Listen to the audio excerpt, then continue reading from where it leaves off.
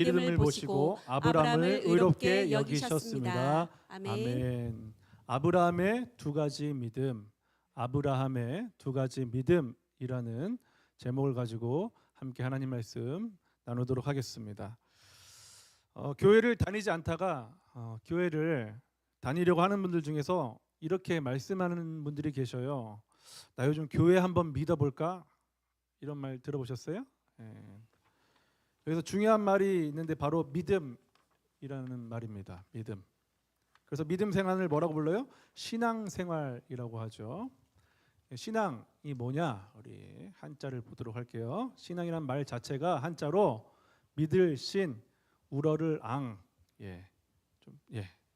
믿을 신자에다가 우러를 앙자를 써서 우러러 보는 분을 믿는다 이런 뜻을 가지고 있는 게 신앙입니다. 여러분 신앙생활 하고 계시죠, 그렇죠? 믿는 거예요. 우리 기독교 입장에서 말한다면은 하나님을 우러러 보고 믿는다라는 말입니다. 여러분 우리가 흔히 교회에서 믿습니다라고 말할 때 두 글자로 뭐라고 말합니까? 아멘이라고 하죠. 아멘 또 한번 보여주세요.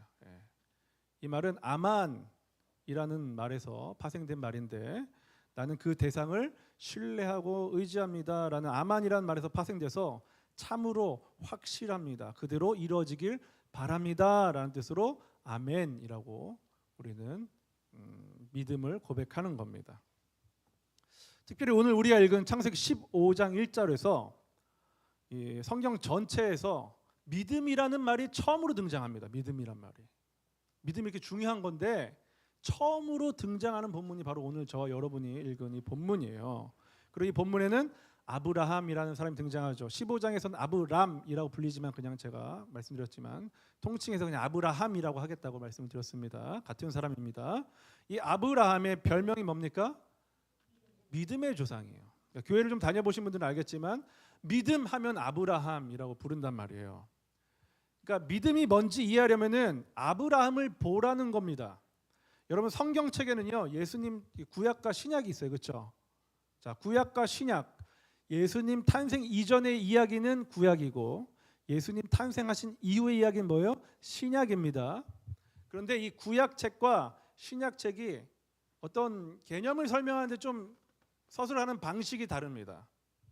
구약은요, 예를 들어서 믿음에 대해서 설명하려고 하면은 믿음이 뭐냐라고 말하려고 하면 구약에서는 어떤 한 사람을 들어가지고 그의 이야기를 통해서 믿음이 무엇이다라고 이야기를 하고요. 신약에서는 믿음이 뭐냐라고 말하면 믿음은 이것이다. 믿음은 바라는 것들의 실상이다라고 이렇게 개념을 정의해서 이야기를 해줍니다. 이해가 되십니까? 자, 우리가 지금 보는 창세기는 구약입니까? 신약입니까? 구약이죠. 구약이니까 믿음이 뭐냐에 대해서 이야기하는데 지금 누구를 빌어서 이야기하는 거예요? 아브라함을 통해서 믿음이 무엇인지에 대해서 이야기를 하고 있다고요. 이해가 되십니까? 그러니까 믿음이 뭔지에 대해서 알려면은 누구를 지금은 봐야 되는 거예요? 아브라함을 보라는 거예요. 그래서 오늘 이 창세기 15장에 나타난 믿음의 조상 아브라함의 모습을 통해서 배워야 할 두 가지 믿음에 대해서 함께 나눠보도록 하겠습니다. 첫 번째로 우리가 이 이야기를 통해서 배울 수 있는 것은 인간은 믿음의 대상이 아니라는 것을 믿어야 합니다. 자, 한번 제목을 우리 한번 첫 번째 대지를 한번 크게 한번 따라 볼게요. 읽어볼게요. 시작. 인간은 믿음의 대상이 아니라는 것을 믿어야 합니다. 다시 한번 시작. 인간은 믿음의 대상이 아니라는 것을 믿어야 합니다. 이게 우리 기독교인의 믿음이라는 것입니다. 여러분 우리 지난 시간에 우리는 아브라함이 집에서 키운 318명의 사병들과 수만 명에 달하는 대적들, 가나안 연합 4국과 싸워가지고 이기는, 그래서 조카 롯을 구해오는 전쟁 이야기를 보았습니다. 이를 통해서 우리는 신자는 이와 같이 이길 수 없는 전쟁터에 내던진 존재이며 전쟁의 승패는 오직 여호와 하나님께 달려있다라는 말씀을 배웠습니다. 그렇게 아브라함은 하나님의 도움으로 인간의 힘으로는 절대 이길 수 없는 전쟁에서 승리하였습니다. 그리고 이와 동시에 그 승리의 공을 누구에게 돌립니까? 하나님께 돌리죠. 그리고 그 승리의 공을 돌리면서 행위를 어떤 행위를 합니까? 11조를 멜기세덱에게 바칩니다. 그러니까 이러한 모습은 어때요? 성숙한 신앙인의 믿음을 보여주는 것이죠. 그렇죠?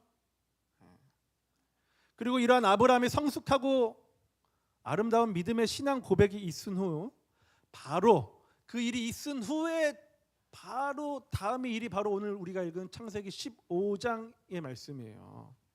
자, 이 놀라운 신앙 고백과 승리의 경험을 한 아브라함이 15장 1절에서 어떤 상태가 되었는지 다시 한번 우리가 보도록 하겠습니다. 창세기 15장 1절입니다. 시작. 이 일들이 있은 후에 여호와께서 환상 가운데 아브라함에게 말씀하셨습니다. 아브라함아 두려워하지 마라. 나는 내 방패이다. 내가 너에게 큰 상을 줄 것이다. 여러분 지금 아브라함의 상태가 어떻습니까? 좋아요, 안 좋아요? 안 좋아요. 많이 안 좋아요? 조금 안 좋아요? 많이 안 좋아요. 두려워하고 있다고요. 흔한 말로 하면 지금 아브라함 어떤 거예요? 쫄아 있는 겁니다. 잔뜩 쫄아 있어요. 그래서 하나님께서 아브라함에게 환상 가운데 찾아가셔서 말씀을 하고 계시는 거예요. 아브라함아 두려워하지 말아라. 두려워하고 있으니까 두려워하지 말라고 말씀하시는 겁니다.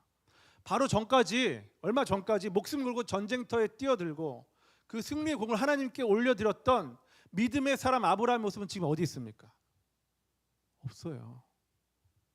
여러분 이 모습은 결국 오늘날 저와 여러분에게 동일한 질문을 던져주고 있는 거예요. 믿음이 있다고 말은 하면서도 나는 왜 여전히 불안하고 두려워하고 있는가? 여러분 하나님 믿으시잖아요, 그렇죠? 그런데 왜 염려하고 두려워하고 걱정하냐 이거예요. 왜 그렇습니까? 이 문제를 지금 아브라함도 이 문제를 가지고 있었다는 거예요. 지금 믿음의 조상이라고 불리는 아브라함은 두려워하고 있었어요. 그래서 하나님이 아브라함에게 찾아가신 거예요. 왜 아브라함이 하나님을 찾아가지 않았을까요? 아브라함이 하나님을 찾아갈 생각도 못하고 있었던 거예요. 하나님 찾고 싶지도 않았던 겁니다. 믿어지지 않으니까. 그래서 하나님이 어떻게 하신 거예요? 하나님이 찾아가셨어요. 그리고 두려워하지 말아라 하고 말씀하신 후에 한 가지 더 말씀하시는데 나는 너의 방패고 너의 지극히 큰 상급이다 라고 말씀하시죠. 여러분 왜 이런 말씀하실까요? 왜냐하면은 지금 아브라함은 네개 연합 부족국과 싸워서 이기긴 했지만 그 이후에 보복이 두려웠던 겁니다. 언제 적들이 쳐들어와서 자기 목숨과 재산을 빼앗아갈지 몰라서 불안하고 두려웠던 거예요. 그러니까 잠이나 뭐 제대로 잘 수 있었겠습니까? 뭐 양이나 제대로 칠 수 있었겠어요? 그러니까 아브라함이 이 두려움을 이기려면 무엇이 필요하겠어요? 방어 체계가 필요하죠. 뭐가 필요하다고요? 방어 체계가 필요한 거예요. 뭘 막아줄? 공격을 막아줄. 대적들의 공격을 막아줄 방어 체계가 필요했던 겁니다. 그리고 보상이 필요했어요. 그런데 이때 하나님께서 뭐라고 말씀하신가요? 다시 한번 15장 1절 볼게요. 잘 보셔야 돼요. 15장 1절 시작. 이 일들이 있은 후에 여호와께서 환상 가운데 아브라함에게 말씀하셨습니다. 아브라함아 두려워하지 마라. 나는 내 방패이다. 내가 너에게 큰 상을 줄 것이다. 여러분 보세요. 두려워하는 아브라함에게 이렇게 말해요. 정상인 거예요. 내가 너희 집에 최신형 CCTV를 설치해주고 쉽게 들어오지 못할 높은 담을 지어주며 침입 경보가 울리는 즉시 대한민국 최고의 미사일 천무2를 발사해서 너희 목숨을 해치고 재산을 빼앗지 못하도록 해줄게. 그리고 이전 전쟁에서 포기한 것 이상의 전리품을 더 얻게 해줄게 라고 하셔야 되는 거예요. 두려워하고 있으면은 방패를 원하니까. 그런데 하나님께서 뭐라고 말씀하셔요? 나는 너의 방패다. 내가 네 방패라는 거예요. 방패 줄게라고 말씀하지 않으세요. 내가 네 방패야. 너 방패 찾고 있었지? 그 방패가 나야.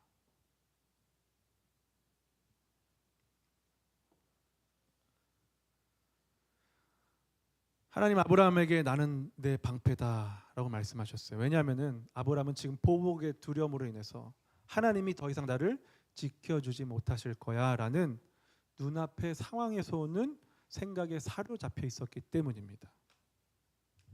사랑하는 성도 여러분, 믿음의 사람이라고 불리는 이 아브라함의 모습이 저와 여러분 신앙인이라고 불리는 자들의 실체입니다. 어제 하나님의 은혜를 그렇게 경험하고도 새로운 문제 앞에서 맥을 못 추고 불안과 염려에 벌벌 떠는 존재가 바로 저와 여러분인 거예요. 여러분 그게 우리의 존재의 실체라는 것을 믿으셔야 돼요. 우리의 실력이라는 것을 믿으셔야 된다고요. 별걸 다 믿어야 되죠, 그렇죠? 이걸 믿어야 돼요. 여러분, 악한 마귀 권세가 지배하는 세상에서 우리에게 무엇이라고 가르치고 있습니까? 나 자신을 믿어라. 그렇죠? 자신을 믿기 위해서 돈을 가지고 학벌을 가지고 또 뭐 무술도 단련하고 좋은 친구 관계도 많이 맺어놓고 그 다 뭐 하는 거예요? 나를 지켜줄 것들 아닙니까? 그렇죠? 건강도 마찬가지. 그거 아니라고 말씀하시는 거예요. 그거 믿을 만한 존재 아니라는 겁니다. 그거 믿을 만한 대상이 아니라는 거예요. 우러를 대상이 아니라는 겁니다. 여러분, 우리는 믿을 만한 대상이 아니에요. 옆에 있는 분들을 보십시오 한번. 믿을 만한 대상처럼 생겼는지 아닌지. 믿을 만하세요? 저는 여러분들을 못 믿겠습니다. 저는 여러분이 믿음직스럽습니까? 참 믿음 좋아요. 그렇죠? 아무도 대답을 안 하죠. 좋은 교회입니다. 이런 교회. 목사를 믿지 마세요.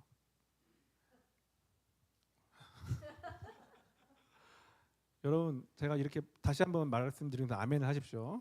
여러분, 목사를 믿지 마십시오. 네, 크게 하셔요.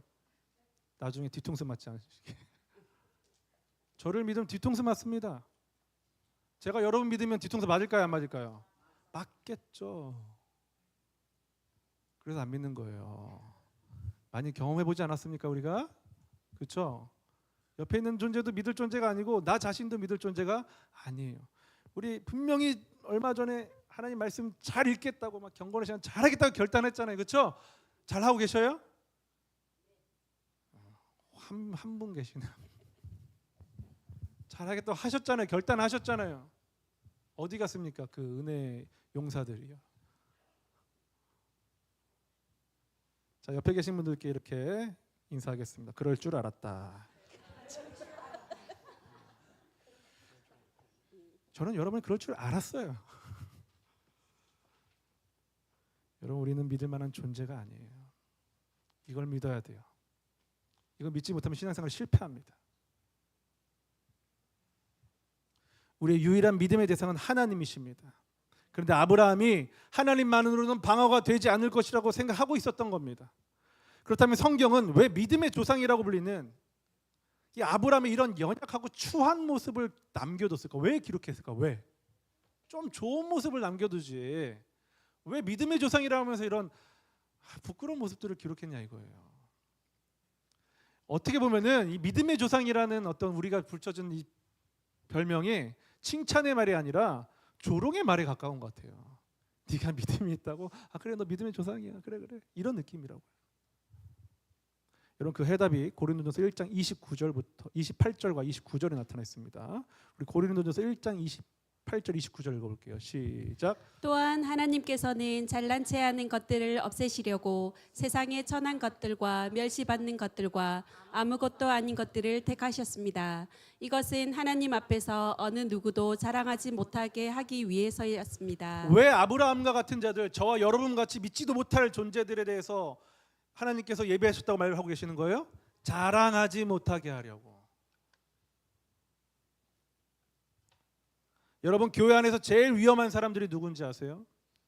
일요 주일 예배 한 번도 안 빠진 사람, 새벽 예배 한 번도 안 빠진 사람, 11조 감사헌금, 건축헌금, 성경헌금 제일 많이 내는 사람, 심지어 40일 금식기도 여러 번 한 사람, 성경을 백독한 사람, 이 사람들 제일 위험한 사람들이 왠지 아세요? 자랑할 사람들이에요. 물론 이런 신앙생활을 한 것 자체는 문제가 되지는 않습니다. 그 열심히 하려고 한 거니까 얼마나 좋아요. 하나님의 거룩을 담기 위해서 하나님을 연구하고 하나님을 배우려고 하는 그 태도가 얼마나 좋습니까? 그러나 진짜 문제는 이렇게 꾸준히 평균 이상의 신앙생활을 해낸 사람들에게는 그게 자기 자랑으로 나타나는 경우가 많다는 거예요. 그래서 저는 이런 사람을 많이 만났어요. 소개하는 거예요. 저는 새벽기도 한 번도 안 빠졌습니다. 깁스하고도 나갔어요. 누구 자랑이에요? 하나님 자랑입니까? 자기 자랑입니까? 자기 자랑이잖아요. 하나님 잘 믿어보자고 했으면서 왜 그걸 다 자기 자랑으로 돌리냐 이거예요.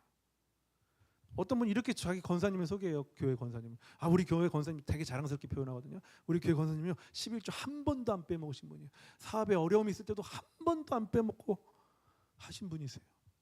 누구 자랑이에요? 권사님 자랑이지. 하나님 자랑 아니잖아요. 우리 신앙의 목적은 내 자랑이 아니라 하나님 자랑하는 거예요. 그걸 찬양한다라고 이야기해요. 찬양한다. 여러분, 이렇게 자기 자랑하는 자들 하나님께서 어떻게 하시겠다고 말씀하고 계셔요? 아까 우리가 읽어본 고린도전서 1장 28절에 없애버리시겠답니다. 어떻게 하시겠다고요? 여러분 잘 들으셔야 돼요. 자기 자랑하면 하나님께서 없애버리시겠대요.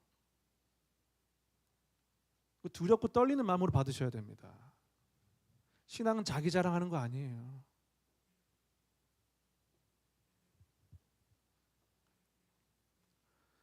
자꾸 자랑이 새어 나오신 분들 있잖아요. 그런 분들은 차라리 예배를 빠지십시오. 헌금을 빼먹으세요. 차라리.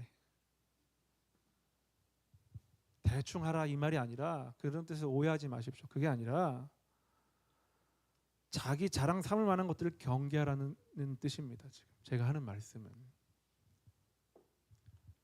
여러분, 이렇게 인간은 환경이 조금만 문제가 생기면 하나님을 의심하고 두려워하다가 조금만 잘한 것이 있으면 그거 자랑이 되니까 도무지 믿음의 대상이 될 수 없다는 거예요. 변덕불이잖아요. 자, 두 번째로 이 오늘 아브라함을 통해서 배울 수 있는 믿음은, 두 번째로 하나님께서 은혜로 인생을 이끌어 가신다는 것을 믿어야 합니다. 자, 하나님께서 은혜로 인생을 이끌어 가신다는 것을 믿어야 합니다. 우리 한번 두 번째 대지를 읽어볼게요. 시작. 하나님께서 은혜로 인생을 이끌어 가신다는 것을 믿어야 합니다. 6절 말씀 같이 읽어보겠습니다. 시작. 아브라함은 여호와의 말씀을 믿었습니다. 그런즉 여호와께서는 이런 아브라함의 믿음을 보시고 아브라함을 의롭게 여기셨습니다. 두려워하는 아브라함에게 하나님이 찾아가셔서 나는 내 방패고 너에게 큰 상급을 주겠다라고 말씀하셨어요. 그때 아브라함이 하나님께 묻습니다. 하나님, 저에게 받을 보상이 크다고 하시는데 저에게 무엇을 주시겠습니까?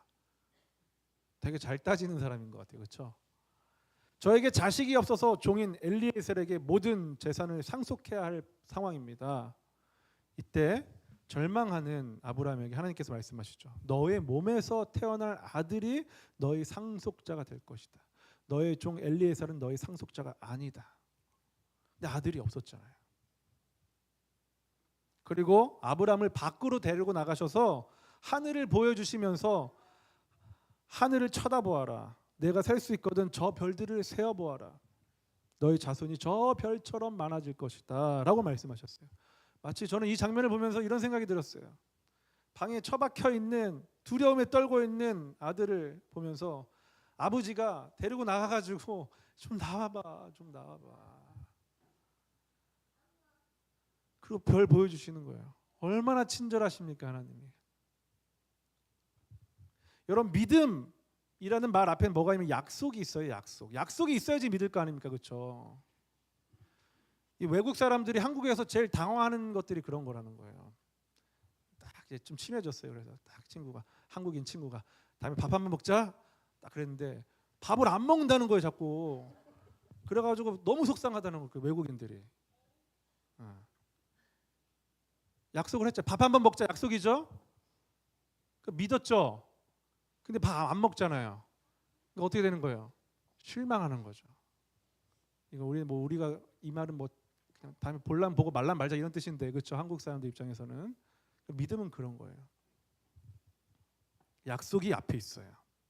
분명 하나님께서 이전에 아브라함에게 자식 줄게라고 약속을 하셨어요. 약속을. 그런데 아브라함 자꾸 나이만 먹어가고 있건 약속은 듣긴 들었는데 자기도 나이가 들어가고 아내도 나이가 들어가니까 하나님 약속이 지켜지지 않을 것 같은 거예요. 마치 밥 한번 먹어 이렇게 느껴지는 거예요. 그래서 그 믿음이 멈춰버렸습니다. 여러분, 지금 상황을 보면 어때요? 아브라함은 계속 두려워하고 있죠. 그런데 하나님 어떻게 하고 계셔요?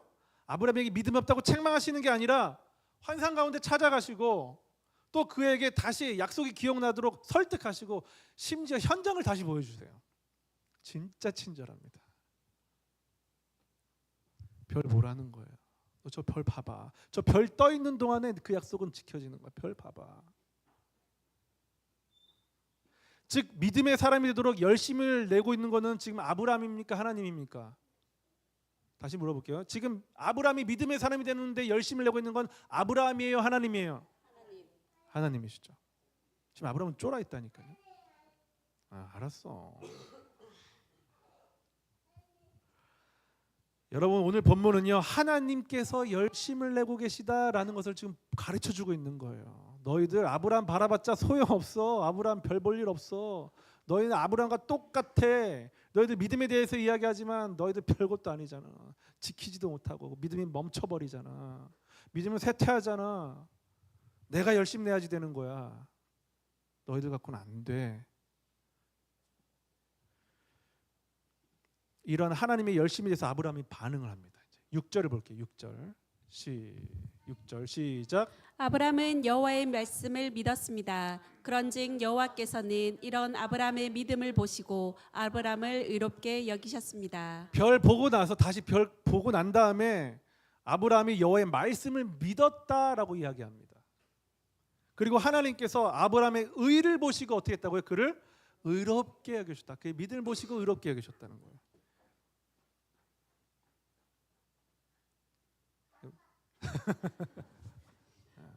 냅두세요. 저러다 말겠지.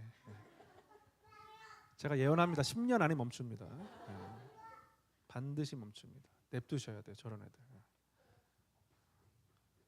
올라와. 이런 애들이 많이 있었어요. 올라와.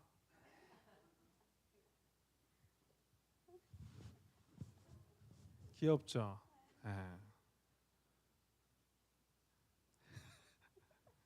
똑같아요. 아빠는 쫓아다니는 거예요. 이것도 예배의 한 요소인 겁니다, 여러분. 그렇죠? 이걸 허용해줘야지 교회 애를 많이 낳고 많이 키울 거 아니에요, 그렇죠? 야, 시끄러워. 이런 교회 나오고 싶겠어요? 안 나오고 싶겠지. 그래, 괜찮아. 10년 안에 멈추겠지.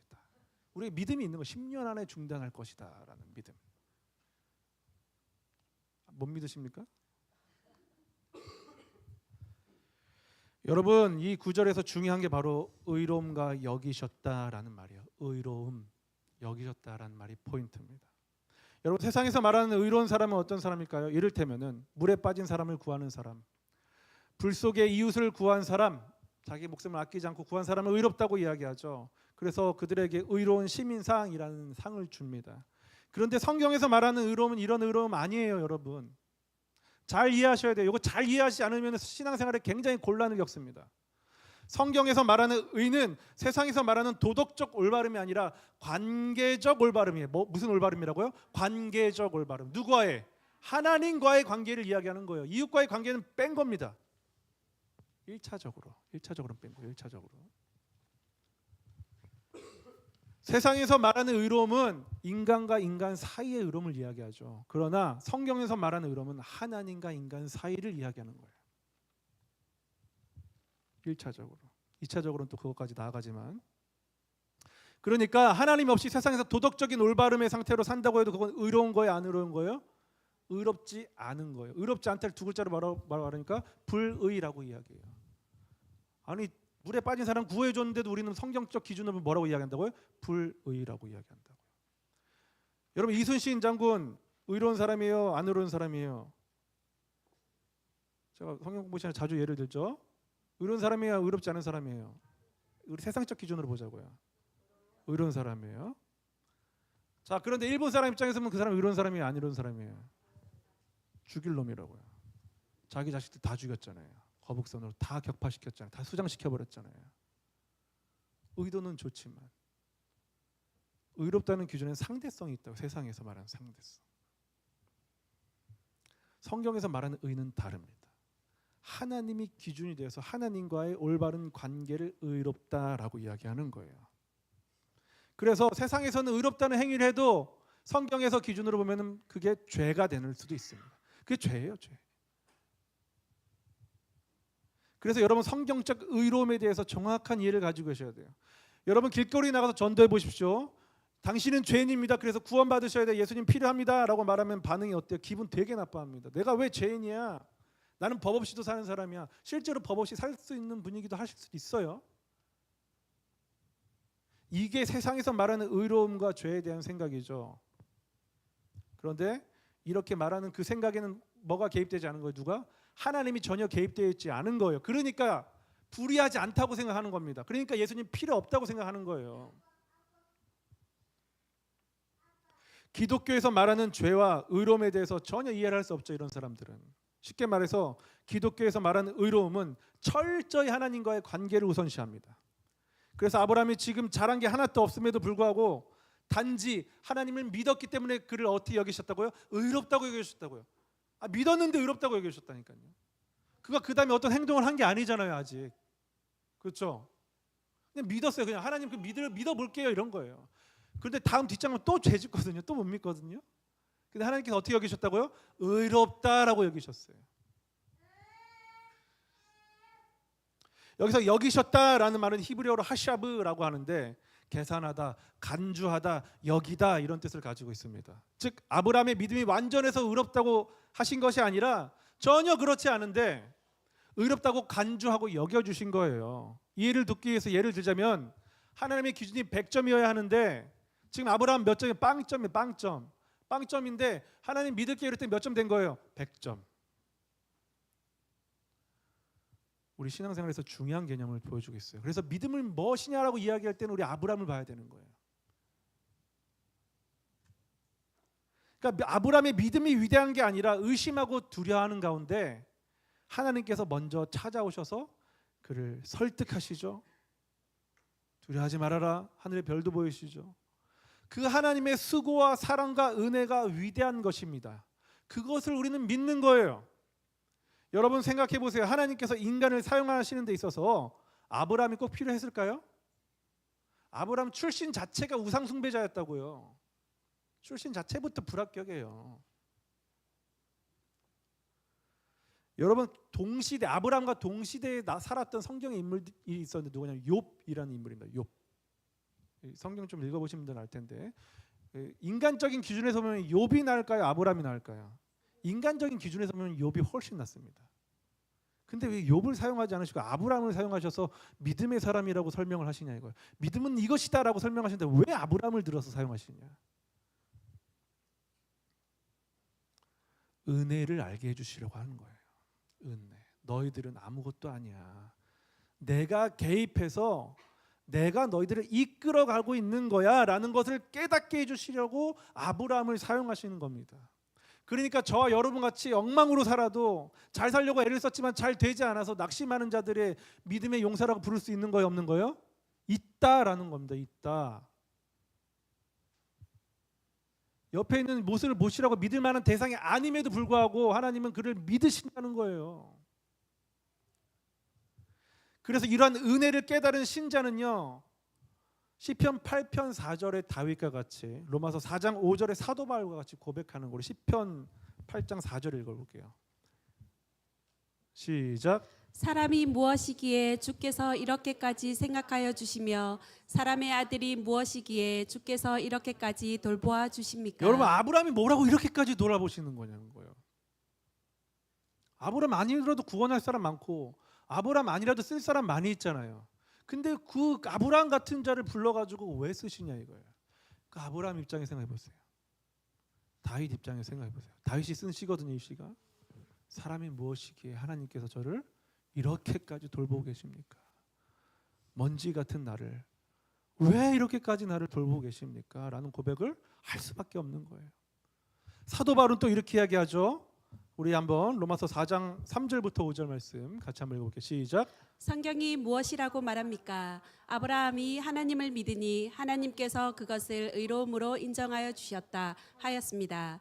일을 하는 사람은 그가 받는 품삯을 은혜로 받는 것으로 생각하지 않고 당연한 보수로 생각합니다.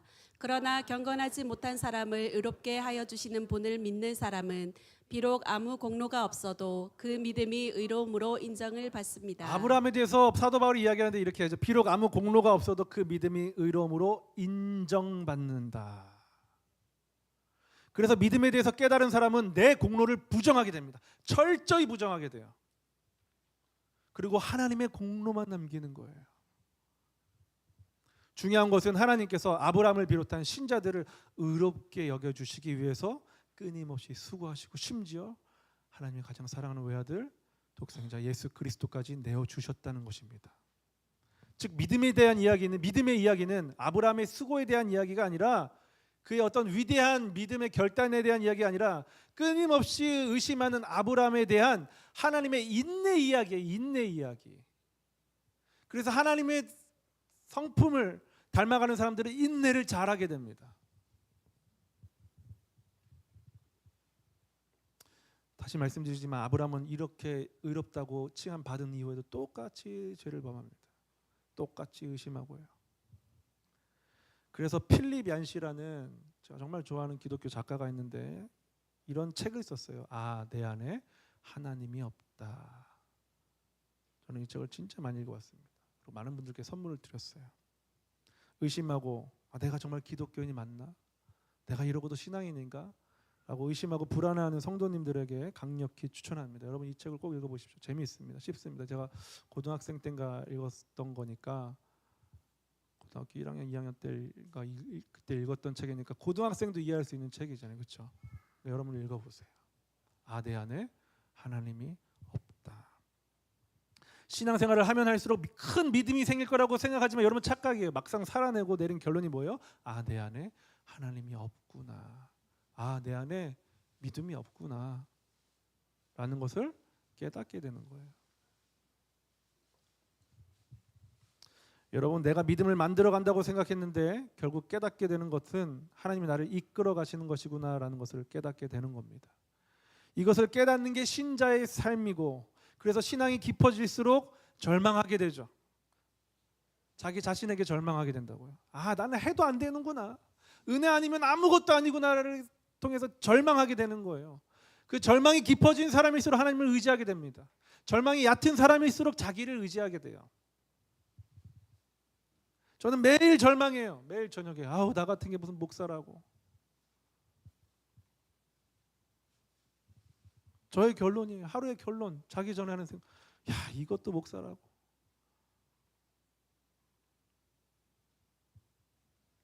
말씀 마치겠습니다.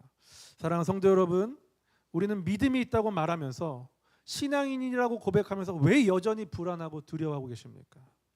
그것은 우리의 인생에서 하나의 문제가 해결된다고 해도 또 다른 문제가 오기 때문이에요. 앞으로도 계속 그럴 거예요. 무슨 흔들리지 않는 믿음, 여러분 그런 거 없습니다. 이 땅을 사는 동안은 없어요. 그런 거 없어요. 엘리야도 그랬어요. 엘리야도. 여러분, 우리는 상황이 해결되면 믿음이 잘 발동되는 것이라고 착각하는데요. 하지만 상황의 해결이 핵심이 아니라 하나님 그 자체가 우리의 해결이라는 것을 믿어야 되는 거예요. 요거 잘 믿으면은 하나님께서 의롭다고 칭해 주시는 거라고요. 즉 신앙생활이란 뭐냐? 믿음이란 뭐냐? 문제에 대한 해결을 받는 게 아니라 그 문제를 풀어내시고 이끌어 가시는 분이 하나님이시다라는 사실을 믿는 겁니다. 그게 바로 믿음이에요. 그때서야 우리가 의롭다고 칭함을 받는 것이죠. 이걸 좀 전문적으로 얘기하면 칭의라고 이야기합니다. 의롭다고 칭함 받는다. 의롭지 않은 우리를 의롭다고 칭해 주시는 것. 그러니까 신자의 관계도 이래야 되는 거예요. 하나도 안 의로워요. 하나도 믿을 만한 대상이 아니에요, 서로가. 근데 의롭다고 칭해 주는 거예요. 칭해 주는 거지 믿을 만하다는 건 아니에요. 칭해 주시는 거예요. 이러한 칭의가 신약에 가서 예수님에 대한 믿음으로 완성이 되는 겁니다. 영원히 의로울 수 없는 인간들을 대신해서 완전히 의로우신 예수님께서 십자가에서 죽으시고 부활하신 것이죠. 그리고 우리는 이 사실을 믿음으로 의롭다고 칭함을 받게 되는 것입니다. 자, 오늘 말씀 기억하십시오. 인간은 믿음의 대상이 될 수 없는 존재라는 것을 믿으시기 바랍니다. 그리고 하나님의 은혜로 끊임없이 의심하는 인생을 찾아오셔서 이끌어가고 계시다는 것도 믿어야 합니다. 그리고 이 두 가지를 깨달을 때 믿음의 주인공이 내가 아니라 하나님이란 것을 알게 되는 것입니다. 이 말씀을 통해서 나의 연약함 때문에 실망하거나 낙심하지 마시고 그런 나를 위해서 지금도 믿음의 사람으로 만들기 위해서 끊임없이 인내하시고 수고하시는 우리 하나님에서 감사하면서 오늘의 삶을 꾸역꾸역 살아내시고 다시 오실 주님을 맞이할 수 있는 그런 저와 여러분 될 수 있기를 우리 주 예수 그리스도 이름으로 축복합니다. 다 같이 자리에 일어나셔서 우리 하나님의 은혜로 다 같이 찬양하도록 하겠습니다.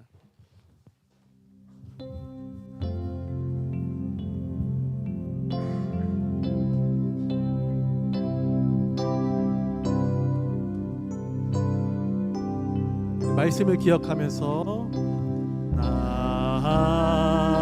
하나님의 은혜로 있을 데 없는 자 왜 구속하여 주는지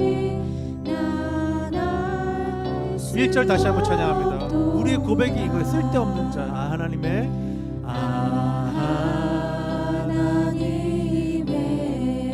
은혜로 있을 데 없는 자 이걸 믿으셔야 돼요. 왜 구속하여 주는지 나를 2절 찬양합니다. 왜 내게 굳센 믿음과 복음 주셔서 왜 내게 굳센 또 복음 주셔서 또 복음 주셔서 내 맘이 항상 편한지 내 맘이 항상 편한지 난 알 수 없 3절 찬양합니다. 왜 내게 성령 주셔서 왜 내게 성령 주셔서 내 마음 감동해 주 예수 믿게 하는지 난 알 수 없도 내가 믿고 또 의지함을 내가 믿고 또 의지함은 내 모든 형편 아시는 주님 늘 보호해 주실 것을 나는 확실히 4절 찬양합니다. 주 언제 강림하실지 주 언제 강림하실지 혹밤에 혹낮에 또 주님 만날 그곳도 또 주님 만날 그곳도 난 알 수 없도다 내가 믿고 또 의지함은 내가 믿고 또 의지함은 내 모든 형편 하시는 주 방패이신 주님이시죠. 늘 보호해 주실 것을 나는 확실히 한 번 더 마지막으로 고백합니다. 내가 믿고 또 의지함은 내가 믿고 또 의지함은 내 모든 형편 아시는 주님 늘 보호해 주실 것을 보호해 주실 것